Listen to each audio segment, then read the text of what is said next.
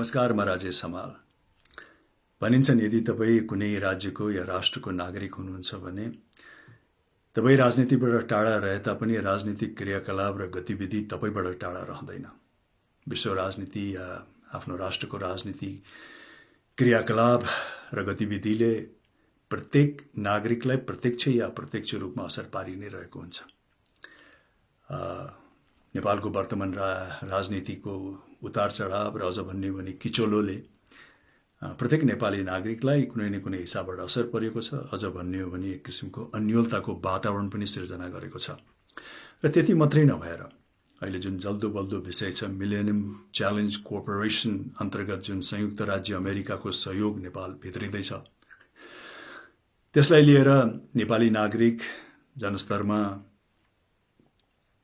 धेरै संवेदनशीलता प्रकट मात्रै गर्ने होइन, एक किसिमको आक्रोशको आवाज, विद्रोहको आवाज र विद्रोहमा उत्रिनु भइरहेको छ।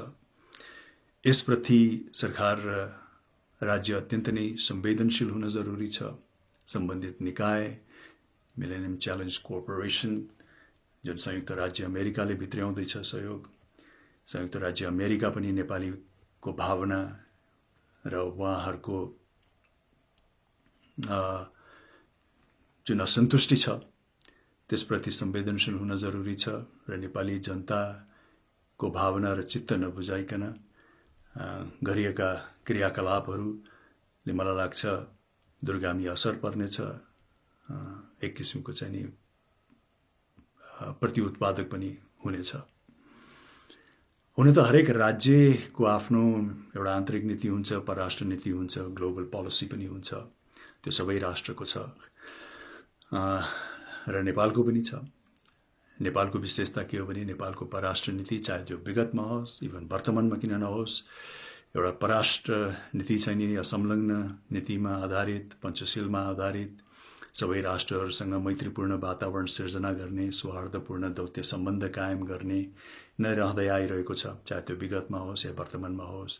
विश्व राजनीति विभिन्न तरिकाले धमिलिँदाखेरि पनि विभिन्न कालखण्डमा विभिन्न किसिमको चाहिँ उतार चढाव विश्व राजनीतिमा आउँदाखेरि र शक्तिशाली राष्ट्रहरू चाहिँ आफ्नो आफ्नो कोणमा मात्रै सीमित हुँदाखेरि पनि नेपालले विश्वलाई हेर्ने नजर जहिले पनि मैत्रीपूर्ण रहेको छ र सबै राष्ट्रहरूसँग विभिन्न कोणमा उभिएका राष्ट्रहरू चाहे त्यो शीत युद्धमै किन नहोस्, सबैसँग चाहिँ नि त्यही किसिमको मैत्री भाव, मैत्रीपूर्ण वातावरण, सौहार्दपूर्ण दौत्य सम्बन्ध नै कायम हुँदै आइरहेको छ र त्यसैको प्रतिफल पनि यी सबै राज्यहरूले कुनै न कुनै हिसाबबाट विगतमा नेपाललाई सहयोग पुर्याउँदै आइरहनु भएको छ। नेपालको अर्थतन्त्रलाई, नेपालको विकासलाई, नेपालको सामाजिक स्तरमा कुनै न कुनै चाहिँ सहयोग पुर्याउँदै आइरहेको छ।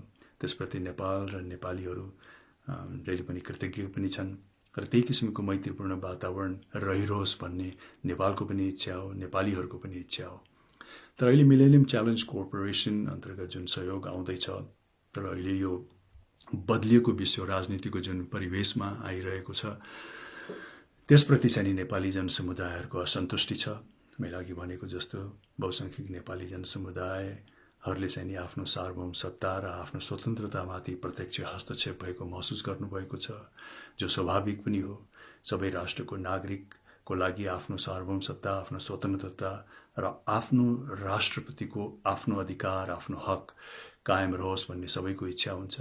यस मानेमा हरेक राष्ट्रले अहिलेको नेपालीको जुन मर्म छ, जुन भावना छ, त्यसलाई प्रत्येक राष्ट्रको नागरिकहरूले बुझ्नु पनि हुन्छ, आइडेन्टिफाई पनि गर्नुहुन्छ। संयुक्त राज्य अमेरिकाका नागरिकहरूले पनि आइडेन्टिफाई गर्नुहुन्छ। जब नेपालीलाई चाहिँ आफ्नो सार्वभौम सत्ता, आफ्नो स्वतन्त्रता सबैभन्दा महत्त्वपूर्ण लाग्छ र त्यही किसिमको भावना चाहिँ उहाँहरूले प्रकट गर्नुहुन्छ भने त्यो कुनै नौलो र असाधारण नागरिकको क्रियाकलाप होइन। त्यो प्रत्येक राष्ट्रको नागरिकले चाहिँ बुझ्छ। संयुक्त राज्य अमेरिकाले पनि यसलाई मलाई लाग्छ कि आइडेन्टिफाई गर्नुहुन्छ, बुझ्नुहुन्छ। त्यस मानेमा यो जुन असन्तुष्टि छ नेपाली नागरिकको लागि यो अहिलेको सम्झौतालाई लिएर, एमसिसीको सम्झौतालाई लिएर, त्यसमा स्पष्टता गराइदिने, पारदर्शिता गराइदिने र हरेक बुद्धमा नेपाली जनसमुदायहरूलाई चित्त बुझ्दो वातावरण सिर्जना गरिदिने चाहिने संयुक्त राज्य अमेरिकाको र नेपाल सरकारको उत्तरदायित्व बन्छ। किनकि राष्ट्रको नागरिकको भावना, बहुसंख्यक नागरिकको भावना विपरीत, उहाँहरूको चाहना विपरीत यदि कुनै क्रियाकलाप गरिन्छ भने यसको दूरगामी असर पनि पर्न सक्छ र त्यो प्रति उत्पादक पनि हुन्छ।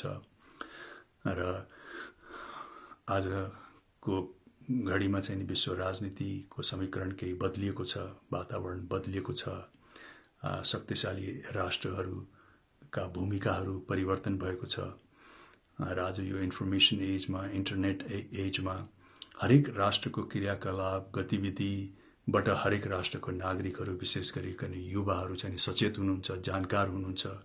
उहाँहरूबाट कुनै पनि कुरा लुकेको हुँदैन। हरेक राष्ट्रले आफूलाई कसरी सञ्चालन गरिरहेको छ, विश्वमा उसले आफ्नो भूमिका कसरी प्रकट गरिरहेको छ, उसको ग्लोबल पोलिसी कस्तो हिसाबले चाहिँ उसले सञ्चालन गरिरहेको छ भन्नेमा चाहिँ नि हरेक राष्ट्रको विशेष गरिकन युवा जनसमुदायहरू चाहिँ नि स्पष्ट हुनुहुन्छ, सचेत हुनुहुन्छ, जानकार हुनुहुन्छ आजको यो इन्फर्मेसन एजमा, इन्टरनेट एजमा।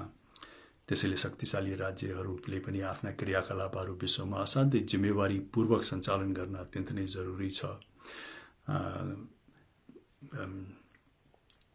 कुन किसिमको चाहिँ नि छवि उहाँहरूले चाहिँ नि विश्वमा राख्नु भएको छ भन्ने प्रति पनि उहाँ अत्यन्त नै संवेदनशील हुनुपर्छ। किनकि उहाँहरूले कायम गरेको छविले नै अन्यहरू राज्यहरूले, अन्यहरू राज्यका नागरिकहरूले उहाँहरूको मूल्याङ्कन गर्ने हो। पछिल्लो 20-25-30 वर्षमा जुन अमेरिकाको गतिविधि र क्रियाकलाप भएको छ त्यसप्रति प्रत्येक राष्ट्रका नागरिकहरू, युवाहरू जानकार हुनुहुन्छ। चाहे त्यो अमेरिकाको अफगानिस्तानमा भएको भूमिका किन नहोस्, 20 वर्षको उपस्थिति र $2 ट्रिलियन को चाहिँ खर्च बापत भएको जुन परिणाम छ त्यसलाई पनि सबैले निहालिरहनु भएको छ र अन्य राष्ट्रमा पनि जुन क्रियाकलाप भएको छ त्यसलाई पनि नजिकबाट निहालिरहनु भएको छ। विशेष गरिकन शक्तिशाली राष्ट्रहरू, संयुक्त राज्य अमेरिकाको आन्तरिक राजनीति कस्तो हिसाबले चलिरहेको छ भन्ने कुरा पनि विश्वको नागरिकहरू चाहिँ नि जानकार हुनुहुन्छ, त्यसमा सचेत हुनुहुन्छ। त्यसैले पनि शक्तिशाली राष्ट्रहरूले आफ्नो छवि, आफ्नो इमेज प्रति चाहिँ नि अत्यन्त नै संवेदनशील र जिम्मेवार हुन जरुरी छ। किनकि यदि छवि धमेलिएको खण्डमा, छवि बिग्रिएको खण्डमा चाहिँ नि फेरि विश्वले त्यो राष्ट्रलाई हेर्ने नजर पनि बदलिन सक्छ, परिस्थिति पनि बदलिन सक्छ, विश्वासको स्तर पनि घट्न सक्छ। त्यस मानेमा चाहिँ नि शक्तिशाली राष्ट्रहरू अत्यन्त नै जिम्मेवार हुन जरुरी छ। र आज आएर जुन सहयोग संयुक्त राज्य अमेरिकाले गर्दैछ मिलेनियम च्यालेन्ज कर्पोरेसन अन्तर्गत नेपाललाई, नेपाली जनसमुदायहरूले सायद त्यही विश्वमा अहिले हालसालै पछिल्लो 20-25-30 वर्षमा अमेरिकाले प्रदर्शन गरेको आफ्नो छविले पनि भूमिका खेलेको हुनसक्छ र जुन किसिमको चाहिँ नि MCC को सम्झौता पत्र छ त्यसमा लेखिएका बुदाहरूप्रति पनि असन्तुष्टि भएको छ।